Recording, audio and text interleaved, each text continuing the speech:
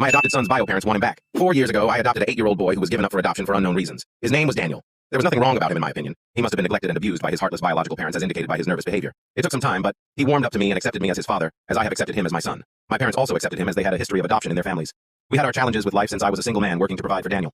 I made good income, and I had very lucrative savings to live off of in case of emergencies. We lived peaceful lives until an incident rocked our worlds. Daniel was away at school and I was at work.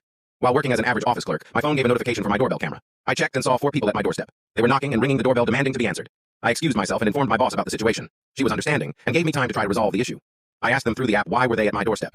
The 4 people comprised of 2 women and 2 men. A pair of 1 man and 1 woman looked to be seniors, while the other pair seemed to be the age for parents of young children. The parent pair introduced themselves as Daniel's bio parents, and the senior pair were his maternal grandparents. I was surprised they had found our address and came to the door. I never met them even during the adoption process, since Daniel was in the foster care system for a year before his adoption. Daniel's bio parents told me they wanted Daniel back after their other son had passed away from a car crash last month. I never knew Daniel had a brother, let alone a sibling. I felt bad for Daniel's bio brother's demise, though. They explained they gave up Daniel because they couldn't care for both kids. Daniel's brother was older and needed more care than Daniel. They tried, but they couldn't care for Daniel and his brother at the same time. This ticked me off since I learned from the social worker that Daniel may have faced neglect and some level of abuse during his younger years under his bio parents' care. They signed their rights away, which meant they can't get Daniel back no matter their remorse.